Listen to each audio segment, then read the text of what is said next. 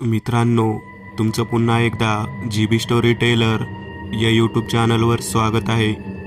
आजच्या आपल्या गोष्टीचं नाव आहे ताम्रपेटीत असलेली एक इच्छापूर्ती मूर्ती, भाग दुसरा. लेखक निखिल सावंत. पण गोष्ट सुरू करण्याआधी जर कोणी या कथेचा या अगोदरचा भाग पाहिला नसेल तर तो भाग पाहूनच हा भाग पाहण्यास सुरुवात करावी, ही विनंती. चला तर मग अजिबात वेळ न घालवता गोष्टीला सुरुवात करूया.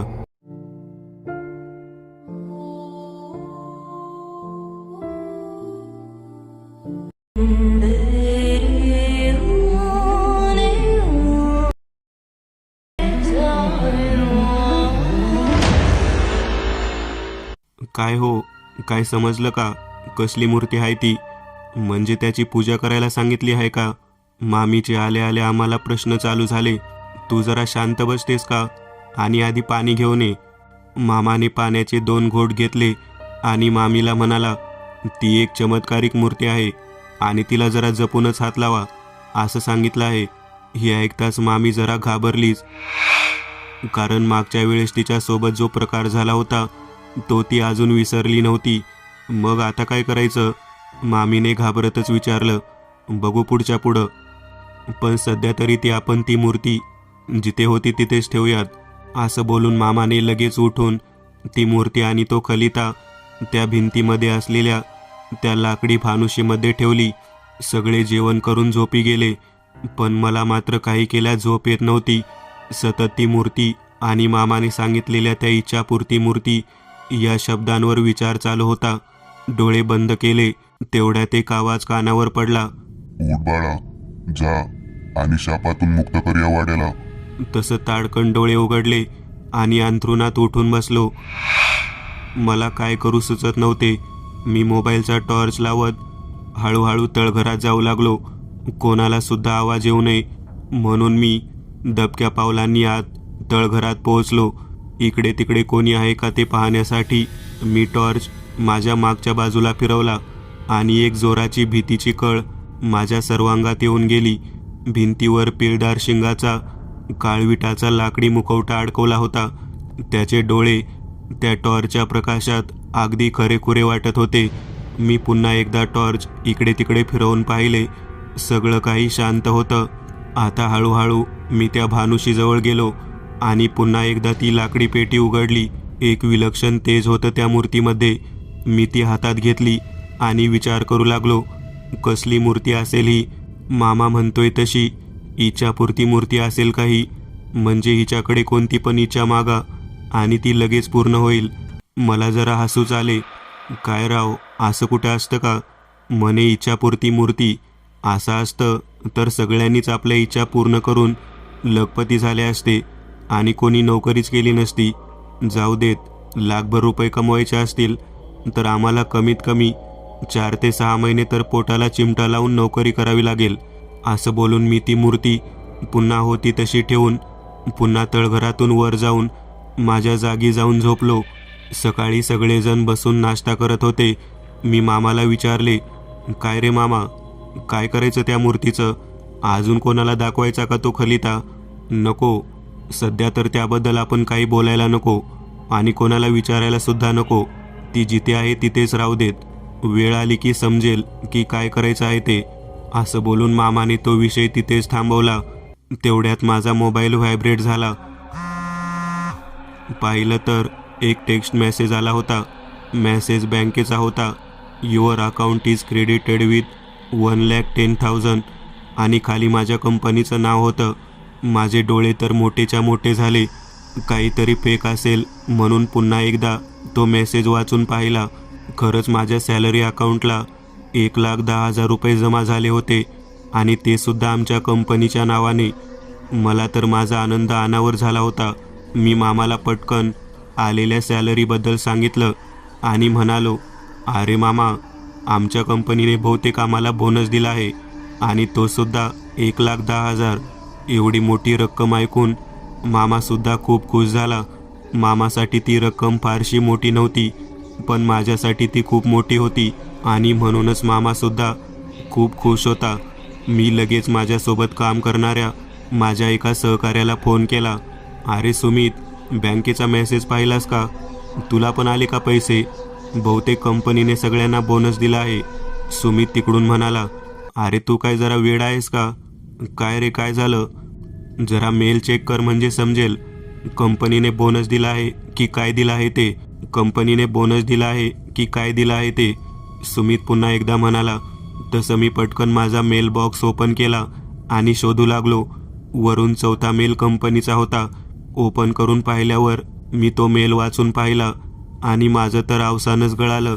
त्यात असं लिहिलं होतं की गेल्या आर्थिक वर्षात कंपनीला खूप मोठा तोटा झाला असून हा तोटा भरून काढण्यासाठी कंपनी पुढचे 2 ते 3 वर्ष बंद राहणार आहे आणि या आणीबाणीच्या कालावधीत आपल्या कर्मचाऱ्यांना पुढील 5 महिन्यांचा पगार देऊन कंपनी या महिन्यापासून पुढील 2 वर्ष बंद राहणार आहे. हे वाचून तर मी आहे तिथेच खाली बसलो. काही वेळापूर्वी झालेल्या माझ्या सगळ्या आनंदावर विरजण पडले होते. मी मामाला झालेला सगळा प्रकार सांगितला. तसं मामा म्हणाला, काही काळजी करू नकोस, पुन्हा प्रयत्न कर, दुसरा जॉब शोध, तुला नक्की मिळेल, असं खचून जाऊ नकोस. आणि दुसरी गोष्ट म्हणजे तुला काही न करता ₹1,00,000 भेटले आहेत. त्यामुळं दुसरी नोकरी मिळेपर्यंत तू तुझा खर्च आरामात करू शकतोस. ₹1,00,000 आराम, नोकरी या शब्दांचा मी विचार करू लागलो आणि एकदम लक्षात आलं, अरे काल मी सुद्धा असंच काहीतरी मागितलं होतं ना, की मला नोकरी न करता आरामात ₹1,00,000 भेटायला पाहिजे म्हणून. ते सगळं खरं तर नसेल ना? हा सगळा इच्छापूर्ती मूर्ती खेळ असेल का? नाही नाही, हे नाही होऊ शकत. हा फक्त एक योगायोगच आहे, दुसरं काही नाही. असं म्हणून मी पुन्हा एकदा त्या मूर्तीचा विचार करू लागलो. माझ्या डोक्यात तर आता फक्त त्या मूर्तीचा विचार चालू होता. खरं तर मला हा सगळा प्रकार मामाला सांगायचा होता, पण पहिलं मला स्वतःला त्याची खात्री करून घ्यायची होती.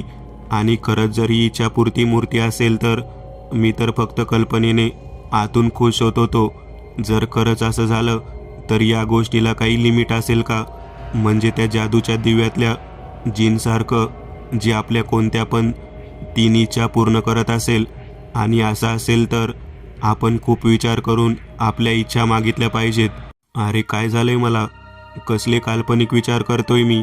असं म्हणत मी माझ्या मनातल्या विचारांना आवर घालण्याचा प्रयत्न करत होतो.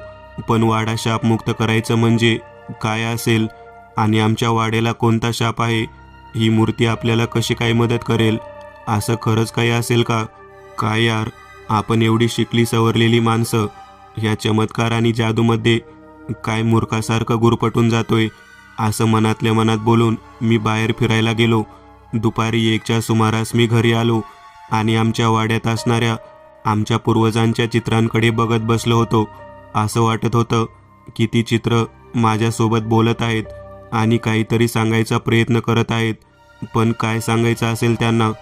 तेवढ्यात मामीने मला हाक मारली आणि मी भानावर आलो. ज्ञाना, अरे जेवणाचं ताट केलं आहे, ते थंड होण्याआधी जेवून घे. आल्यापासून पुरणपोळीचं जेवण मला कंटाळा आला होता. काहीतरी झणझणीत मटण किंवा मासे खायची इच्छा होत होती. काय राव, आज पण पुरणपोळी? हा मामा मटण का नाही आणत? मी एवढं लांबून 4-5 दिवसांसाठी इकडे राहायला आलोय आणि इथे येऊन काय खातोय? तर हे गोडाधोडाचं जेवण. ते काही नाही, आज मामाला मटण घेऊनच यायला सांगतो. असं म्हणून मी जेवून उठलो आणि मामाला फोन करू लागलो. पण खूप वेळ ट्राय करून सुद्धा मामाचा फोन काय लागत नव्हता. काय यार, मामाने कुठे फोन ठेवला असेल? नेमकं याला आत्ताच कव्हरेज क्षेत्राच्या बाहेर जायचं होतं का? असं म्हणून मी निराश होऊन आज सोफ्यावर आडवा झालो. डोळे बंदच केले होते. इतक्यात माझ्या डोक्यात एक विचार आला. आपण या इच्छापूर्ती मूर्तीची परीक्षा घ्यायची का? असा विचार माझ्या मनात आला आणि घरचे सगळे दुपारी आराम करत असलेले पाहून मी लगेच तळघरात गेलो. ती भानुशी उघडली आणि ती मूर्ती हातात घेतली आणि मनातल्या मनात म्हणालो, आज जरा चमचमीत खायला भेटलं तर बरं होईल. असं म्हणून मी ती मूर्ती पुन्हा जिथं होती तिथं ठेवली आणि पुन्हा वाड्यात गेलो. संध्याकाळचे जवळपास 6:30 वाजले होते आणि मामाचा अजून काय पत्ता नव्हता. इकडे मामीने जेवणाला सुरुवातसुद्धा केली होती. जवळपास सगळं जेवण होत आलं होतं. इतक्यात मामाच्या गाडीचा आवाज आला. गाडीजवळ येताच धाडकन मोठा आवाज झाला, जसं काय गाडी कुठल्या तरी दगडावर जाऊन आपटली आहे असा. मी धावतच बाहेर पळत आलो. पाठोपाठ मामीसुद्धा माझ्या मागोमाग धावत आली आणि समोर पाहतो तर काय, माझा धोंडू म्हणजे माझा आवडता बोकड मामाच्या गाडीला धडकून बाजूला पडला होता. मामीने पळत जाऊन पाणी आणले आणि त्याला प्यायला दिले. एखादा घोट प्यायला असेल तो. तेवढ्यात त्याने मान टाकली आणि तो जागेवरच गतप्राण झाला होता. मला तर रडूच आलं होतं, पण कसंबसं मी आवरलं. खरं तर मामाला सुद्धा त्या गोष्टीचं खूप वाईट वाटलं होतं. मामा गाडी घेऊन दारात येत होता. तेवढ्यात अचानक कुठून तरी धावत तो गाडीच्या आडवा आला होता.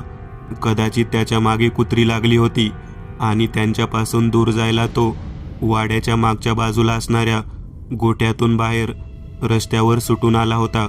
गेल्या 2 वर्षापासून आम्ही त्याला जपलं होतं. खरं तर मागच्या यात्रेलाच मामा त्याला कापायला उठला होता, पण मामीने त्याला थांबवलं होतं. मामा त्या बोकडाला घेऊन सरळ उस्मान चाच्याकडे गेला. उस्मान चाचा म्हणजे आमच्या गावातले कसाई.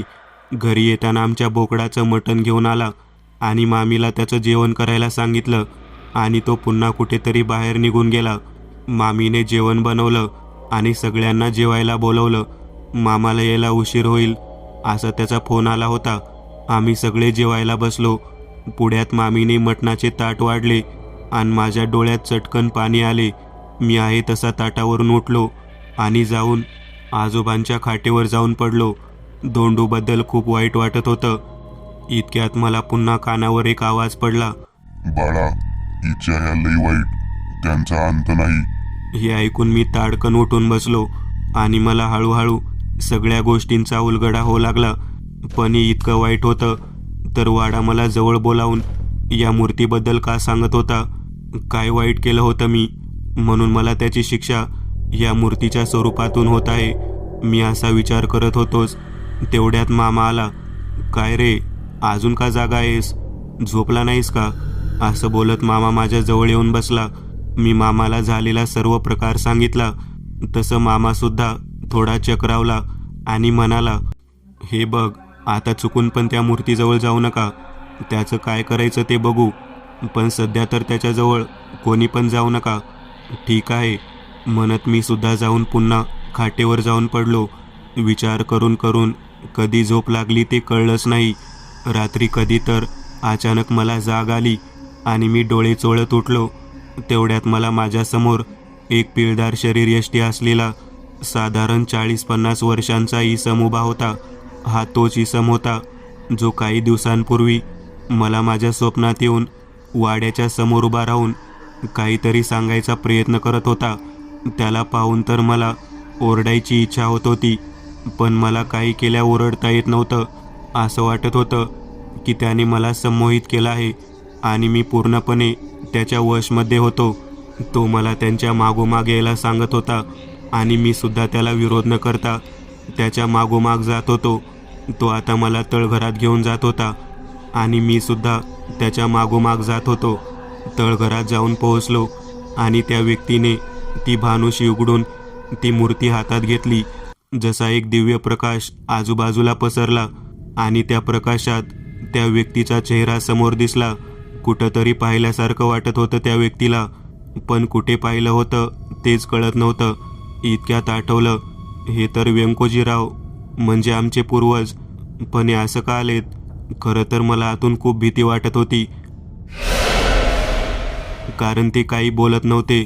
1-2 मिनिट शांत होऊन ते बोलू लागले. बाळा, मी व्यंकोजी म्हणजे तुझा खापर पंजोबा. बऱ्याच दिवसापासून मी तुला वाड्यात बोलावत होतो, कारण तुला सांगायची वेळ आली आहे. नीट ऐकून घे, कारण पुढं काय करायचं आहे ते तुलाच करायचं आहे. तेव्हा सगळं व्यवस्थित ऐकून घे. असं बोलून ते सांगू लागले. वाड्याच्या मागं जनावरांसाठी गोठा बांधताना मोठा पाया खणला होता.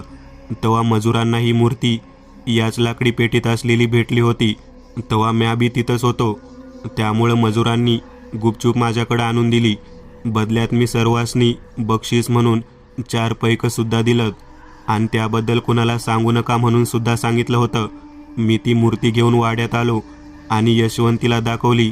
यशवंती म्हणजे माझी कारभारीण. ती सुद्धा खूप खुश झाली होती, पण सोन्याच्या हव्यासापायी तिनं ही गोष्ट कुणाला सांगू नका अशी शपथ मला घातली होती. खरं तर मला ती गोष्ट अजिबात पटली नव्हती, पण यशवंतीच्या शपथीने मला बांधून ठेवलं होतं. मनात असूनसुद्धा मला आमच्या दादाला आणि तात्यासनी सांगता आलं नाही. हेच दुःख मला सारखं सतावत होतं. एक दिवस ती मूर्ती काढून हातात घेतली आणि मनातल्या मनात म्हणालो, देवा, आमच्या घरी लवकर पाळणा हलू दे. लोकांचं ऐकून ऐकून जीव नकोसा झालाय. बघेल तो नुसतं नपुंसक म्हणून टोमणं मारून मारून अंगावर सुई टोचल्यासारखं झालंय. असं बोलून मी ती मूर्ती पुन्हा ठेवून तिथून निघून आलो. पुढच्या 15-20 दिवसातच यशवंतीनं ती पोटोशी असल्याची बातमी दिली. सगळी मंडळी अक्षरशः दिवाळी दसरा असल्यासारखं वाड्यात वावरत होती. तात्यांना तर आनंदानं काय करू आणि काय नको असं झालं होतं. वाड्याच्या वरच्या मजल्यावरून खाली उतरत असताना अचानक त्यांच्या छातीत जोराची कळ आली. तसं ते जिन्यातून खाली पडले. सगळेजण तिथपर्यंत पोहोचेपर्यंत त्यांनी जीव सोडला होता. पुन्हा एकदा वाड्याचा त्या आनंदावर विरजण पडलं. तुम्हाला भेटलेल्या त्या सोन्या चांदीच्या हांड्यांसाठी सुद्धा मी मोठी किंमत मोजली होती, म्हणून त्या संपत्तीचा मी त्याग केला होता आणि सगळं भीतीत मुजवून ठेवलं होतं. ते तुम्हाला मिळालं, पण त्यानं सुद्धा तुमच्या म्हातारीचा जीव घेतलाच. जसं तुम्हाला त्याची वाईट प्रचिती आली तसं मला पण आली. मला कळलं होतं की ही भानुशी इच्छापूर्ती आहे. ती तुमची प्रत्येक इच्छा पूर्ण करल, पण त्या बदल्यात तुमची तेवढीच महत्त्वाची गोष्ट तुमच्याकडून हिरावून घेईल. मला कळून चुकलं होतं की माझ्या घरात पाळणा हलावा म्हणून मी जी इच्छा मागितली होती त्याची किंमत तात्यांना मोजावी लागली आणि त्यांना त्यांचा जीव गमवावा लागला. आता परत मला कोणाचा जीव गमवायचा नव्हता, म्हणून मी ती मूर्ती परत तळघरात लपवून ठेवली. पण यशवंतीला ते माहीत होतं आणि जे घडायला नको होतं तेच घडलं. मी एक दिवस घरी नसलेलं पाहून यशवंती तळघरात गेली आणि तिने ती मूर्ती पुन्हा एकदा बाहेर काढली आणि हातात घेऊन इच्छा मागितली की तिच्या पोटी आता जे होणार आहे तो मुलगाच असेल आणि तो आमचा वंश पुढे चालवेल. असं म्हणून तिने ती मूर्ती होती तशी ठेवली. त्यानंतर जवळपास 5 महिन्यांनी आमच्या घरी एक गोंडस मुलगा जन्माला आला. आम्ही सगळे खूप खुश होतो. एकतर लग्न होऊन आम्हाला जवळपास 10 वर्षांनी आमच्या घरी पाळणा हल्ला होता आणि त्यात मुलगा झाला म्हणून सगळेच खूप खुश होते. आता बाळ आणि बाळांतीन सगळे सुखरूप होते. मी यशवंतीला भेटलो. बाळाचा सुंदर मुखडा पाहून यशवंतीच्या डोक्यावरून हात फिरवत म्हणालो, बरं झालं मुलगा झाला. ते मुलगी झाली असती तरी चाललं असतं मला, पण आपल्या पोटी मुलगा देऊन आपल्या वंशाला वारस दिला आहे देवानं आपल्याला. हे देवाचा उपकार मी जन्मभर विसरणार नाही. तेवढ्यात ती म्हणाली, वय धनी, जेव्हापासून ती मूर्ती आपल्या घरात आली तेव्हापासून आपल्याला पैसा अडक्याची काय कमी नाही. म्हणून मी माझी शेवटची इच्छा म्हणून मला मुलगा होऊ दे असं त्या भानुशीतल्या मूर्तीकडं मागितलं होतं आणि माझी ती पण इच्छा पूर्ण झाली आहे. आता मला काय नको. हे ऐकून तर मला भीतीनं हुडहुडी भरली. आता ती कुणाचा जीव घेणार याची भीती मला वाटत होती. अगं यशवंती, तू हे काय केलंस? सगळं संपलं आता.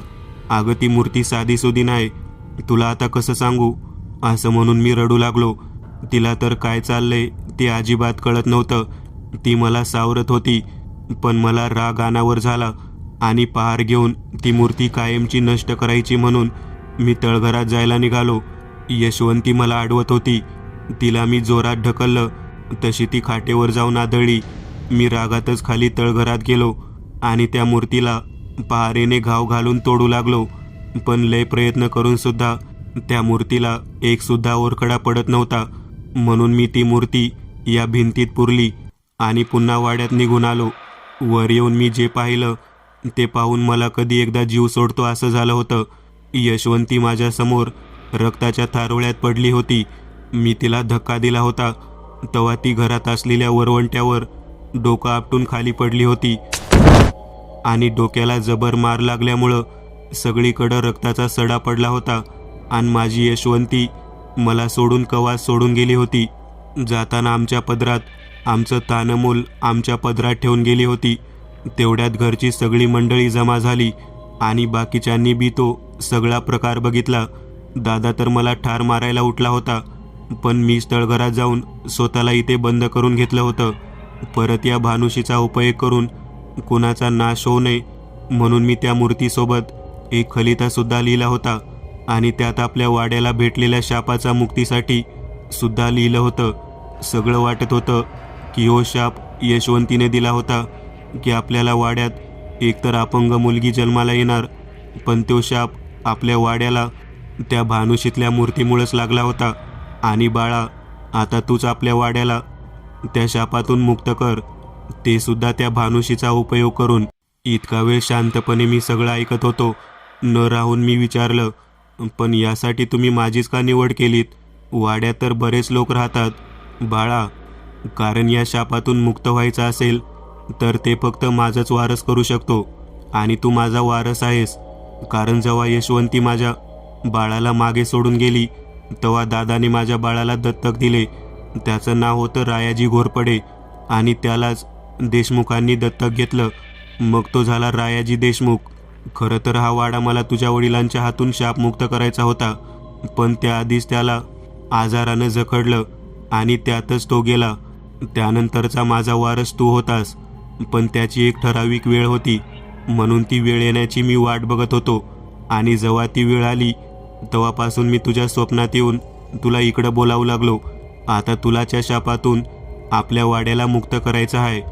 ते कसं त्याचा विचार कर, मन शांत ठेवून विचार कर, तुला मार्ग भेटेल. आणि काय लागलंच तर डोळं बंद करून मला आवाज दे, मी असेन सोबत तुझ्या. असं बोलून ते अंधारात कुठेतरी दिसेनासे झाले. मी तसाच जाऊन खाटेवर आडवा झालो. सकाळी उठल्यावर मामाला रात्री झालेला सगळा प्रकार सांगितला. खरं तर गेल्या काही दिवसांपासून वाड्यात होणाऱ्या गोष्टीमुळे त्याचं डोकं चालायचं बंद झालं होतं. आम्ही दोघं 2-4 दिवस फक्त याच गोष्टीचा विचार करत होतो, पण यातून कसं सुटायचं हे अजिबात कळत नव्हतं. काय इच्छा मागायची जेणेकरून वाडा शापमुक्त पण होईल आणि कोणाला आपला प्राणसुद्धा गमवावा लागणार नाही. खूप विचार करूनसुद्धा मला काही मार्ग सापडत नव्हता. शेवटी मामाने आणि मी एक निर्णय घेतला की मी स्वतः वारस म्हणून शापमुक्तीची इच्छा मागेन आणि आपण पुन्हा ती मूर्ती पुन्हा खोदून कुठेतरी लपवून ठेवू, त्याच तळघरात, जिथे पुन्हा कोणी जाणार नाही. पुढे जे होईल ते होईल. त्यासाठी आपल्याला प्राण जरी द्यावे लागले तरी चालेल, पण आपला वाडा शापमुक्त होईल आणि तो पण कायमचा. एक दिवस निवडून आम्ही ती भानुशी घेऊन तळघरात गेलो. सोबत खड्डा खणण्यासाठी जे जे साहित्य लागेल ते घेऊन आलो होतो. आम्ही दोघं पण त्या खोलीत गेलो जिथं व्यंकोजी यांनी स्वतःला बंद करून घेतलं होतं. मामाने सोबत असलेला पहार आणि कुदळीच्या साह्याने एक मोठा खड्डा खणला. जवळपास सगळी तयारी झाली होती.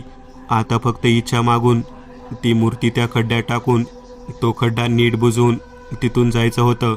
तेवढ्यात माझ्या लक्षात आलं की आपण सुद्धा यात एक खलिता लिहून ठेवूयात, जेणेकरून पुन्हा या मूर्तीचा चुकीचा उपयोग होऊन कोणाला नुकसान नको पोहोचायला.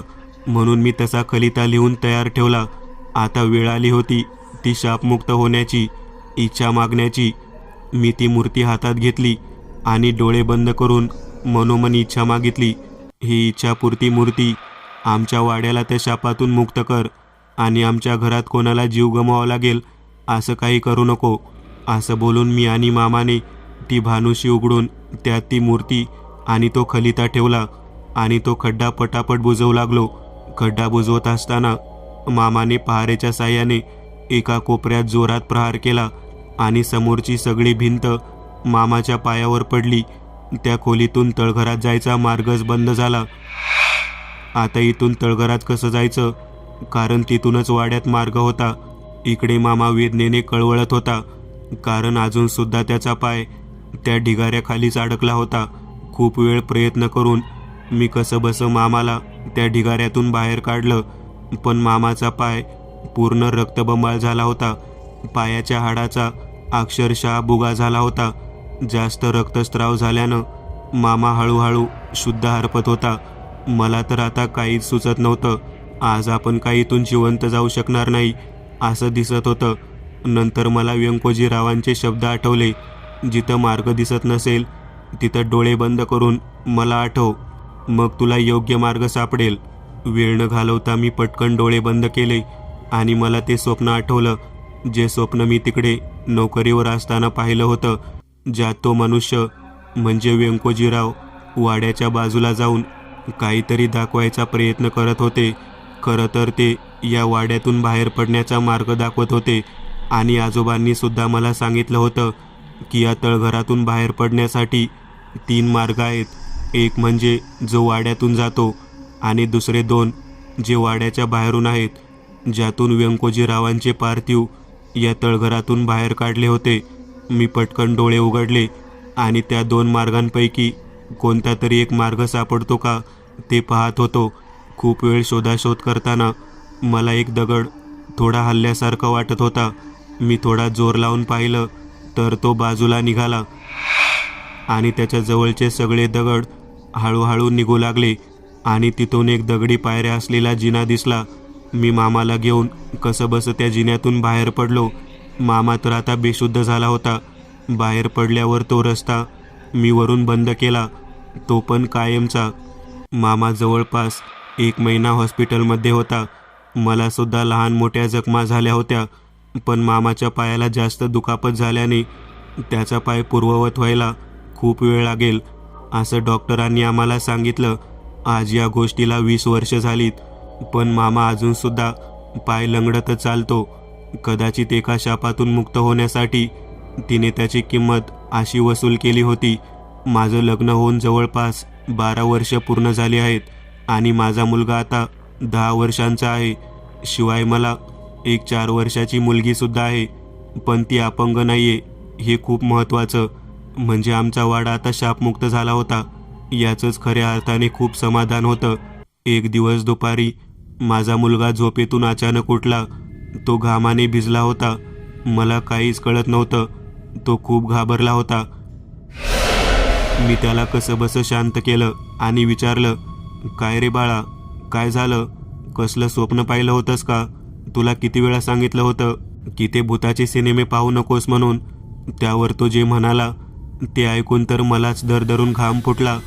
तो म्हणाला, बाबा, मला स्वप्नात आपला वाडा दिसत होता आणि कोणतर माणूस मला जवळ बोलावत होता. यामागचं कारण काय असेल? काय असेल दुसऱ्या वाड्याचं रहस्य? कारण अजून एक रस्ता अजून सापडलाच नव्हता. तो तळघरात जात होता. जोपर्यंत माणसाच्या इच्छा संपत नाहीत तोपर्यंत यातून सुटका नाही. मित्रांनो, आज पुरतं एवढंच. तुम्हाला जर काही गोष्ट आवडली असेल तर नक्की लाईक करा. तुमच्यापैकी बरेचसे जण व्हिडिओ लाईक न करताच पळून जातात, पण हा जर व्हिडिओ तुम्ही लाईक केला तर मला जरा बरं वाटेल आणि असेच भारी भारी व्हिडिओ बनवायची माझ्यात एनर्जी येईल. त्यामुळे नक्की लाईक करा आणि अजूनही कोणी या चॅनलला सबस्क्राईब केलेलं नसाल तर लगेच सबस्क्राईब करून टाका आणि बाजूची घंटी ती मात्र दाबायला विसरू नका. देवाची घंटी आहे ती. चला तर मग पुन्हा भेटूया अशीच एक आगळी वेगळी गोष्ट घेऊन पुढच्या